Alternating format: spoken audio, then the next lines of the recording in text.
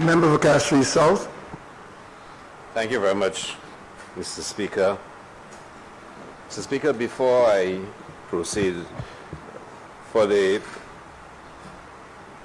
point raised by the member from Strozel Saltibus, I think he was under the impression that we would have broken for lunch and, like he said, come back energized to contribute to the debates. I probably need to just explain to honorable members that we had intended to break earlier, and of course, with your permission, and the Prime Minister asked that we invite the ladies who are here with us, the women who are with us today, to lunch with us. But based on the numbers, we felt that we would not have had enough lunch, so we had to order extra food, and it would not be here until after 2.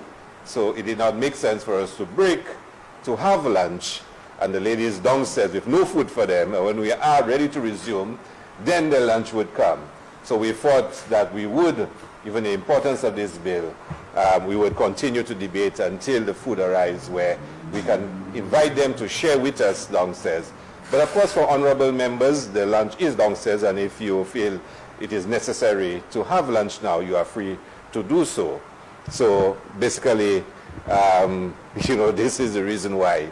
And we want to take this opportunity, and I'm sure you, Mr. Speaker, will invite all the women who are here with us and been here since morning to at least join us with lunch when we do break for lunch.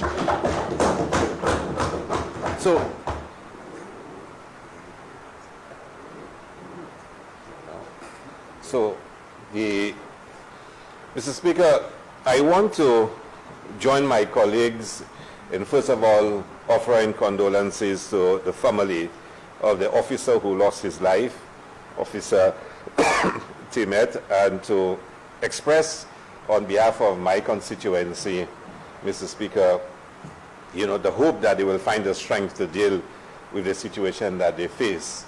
The Prime Minister has spoken on the situation of crime, and therefore I will lend support to his words. Of course, today is International Women's Day, and like colleagues before me, we want to certainly pay homage to all the outstanding women that we have in St. Lucia who over the years have done so much to nurture many of us. Some of us, our mothers, were also our fathers, and therefore our mothers really prove how extraordinary they were in not just being mothers, but also being fathers for us when the strength of a father was needed. There are many outstanding women in St. Lucia, and colleagues before me would have mentioned some of them, those who certainly prepared the path that many women of today's generation are following. For my part, my political survival, and I've said so over and over, depends so much on my women's group. They're the most active individuals, and they're certainly the ones who carry me through a lot of the trials and tribulations that I have to face. I think we all know in politics that if you don't have women supporting you, then you're going to lose. There is no winning campaign that is not driven by women. They're the most dependable, the most reliable, and the most astute when it comes to politics. And I have learned that over the years. Some of my colleagues may not agree with me, but I always feel more comfortable when I know my women are in charge. So as a practicing politician, I can attest to the value of having women in the political process working with you. Today is International Women's Day, so we all pay homage to women for their contribution to the development of St. Lucia. And I was really inspired by the presentation by the Minister of Sports, the Honorable Member for Grosley this morning, as he really demonstrated our commitment to women in sports and the achievement of our women in contemporary times in relation to sports. But of course, that can equally be done for agriculture, for business, and many other sectors in St. Lucia. But today has an added significance. Today is a day when we are finally getting through this Honorable House a new domestic violence bill. They've been one for many years, and in the briefing notes that I saw, it was really significant that for years our women have been calling for a reflection and a review of the domestic violence act that existed in St. Lucia, that there are so many deficiencies in them, that there had to be an amendment and an updating of that act. And for anyone to suggest that it is not important enough for there to be a debate today for us to close this chapter is a bit short-sighted. We have to do so. This has been going on for too long. And I was really pleased when I listened to my colleague minister yesterday at Cabinet explaining the bill to us. And she was making some very significant points, and in my short contribution, I just want to highlight them, which I thought were really critical. A point was made to us that one of the greatest deficiencies of the previous bill is the fact that women have difficulty in getting action taken, well, not just women, but the predominance is women have difficulty in getting action taken as victims of domestic violence. And we believe in many ways, and I've asked many of my colleagues, I've asked some of the activists to ensure that in this bill that they feel comforted that there is enough in there to ensure that persons who are engaging in domestic violence face justice. The victims must know that they can get justice what has been done to them. It has to happen. And we know too often, and a colleague of ours was making a point, that one of the challenges is that a complaint will be made, a case commences, and then one partner decides they do not want to go any further. And he gave us a startling, experience he had. The first time he said he was reported as an officer was in a domestic violence case. The lady who was a victim reported him for abusing her partner because he interfered, he got involved in trying to settle the matter. He happened probably to have had some engagement with the gentleman involved, proceeded in the case, they made up, fell in love again, and then she wanted to press charges against him for assaulting her partner. And he did. I mean, I won't tell you how the story ended, but the point is, he was actually charged for that.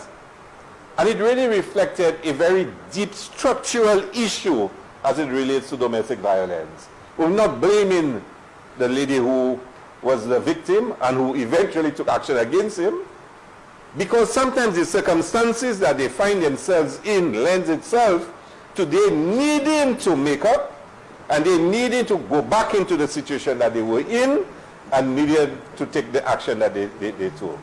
Too often we find situations where women have to find themselves going back into the abusive environment that they're in, that they were in. And sometimes they don't have the strength to get out of it, to break the cycle. We're hoping that creating a new environment for dealing with domestic violence can protect both men and women, where they feel empowered and they feel strengthened, that as a victim they can stand up and say once and for all it has to end. And the member from Babylon said to you she had to say to the gentleman is asking her to tell his wife to come back. And she had to say to him, if she has decided to move on, let her move on. This bill has to create an environment where victims can feel comfortable that they can say enough is enough and they can move on with their lives. I also noted, Mr. Speaker, that there are added definitions of relationships. And the point was made that there were severe limitations on what can be done because of the definitions of what relationships were and what would be the standing of a victim on the basis of the relationship that they had. And I feel very comforted by this. There's another point that really struck me. And it's a very serious one, and it will point to the challenging times ahead for us in implementing this bill. When I read the definition of what abuse is, and I hope Paul St. Lucians read it, Mr. Speaker, because, for example, a repeated exhibition of possessiveness or jealousy is abuse. Now think about that. This is deep. a repeated exhibition of possessiveness or jealousy can be interpreted as abuse. So all the jealous partners out there that believe they can tell their partners that you cannot go anywhere, you can't go to dance, you can't go to beach party, you must stay in the house and go nowhere, that's abuse. Repeated, huh? And it really makes you question, how will some of those incidents really be determined? I'm not a lawyer, a judge by any stretch of the imagination, but you know, there are some very interesting days ahead in terms of how some of those incidents can really be proven. And maybe it's new ground for us, new areas of jurisprudence and whatever, but the definition of abuse has been surely strengthened, or in some would say expanded. But it's needed.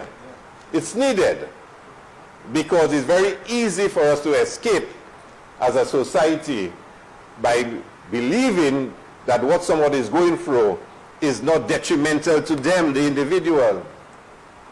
And if somebody is being repeatedly subjected to acts of jealousy, that whatever they do is a problem.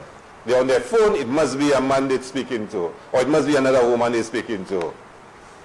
That if they, whatever they do, they come home half an hour late, you might have been by the field watching football, is another woman you have by the field.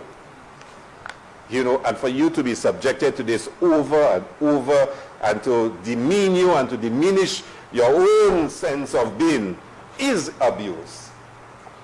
And this bill speaks to that. So in many ways, Mr. Speaker, I want to say to you that I feel comforted by the fact that this bill will go a long way in creating a very protective environment for both men and women who are sufferers and victims of abuse, Mr. Speaker. It is far-reaching, it is transformational, but I also see it being very challenging in how we can execute some of the provisions in there. So I want to stand and lend my support, Mr. Speaker, for the bill, and to say to all the women who fought so hard, and men, to ensure that we reach where we are today, that it is a journey that is worth taking. Still a long way to go to actually see it's been implemented in the way in which it is intended and the spirit of the bill. But we have, as a government, ensured we've taken it to this point. Let us continue to work together to take it further and to ensure that both men and women can feel more comfortable in the relationships that they exist in. So thank you very much, Mr. Speaker.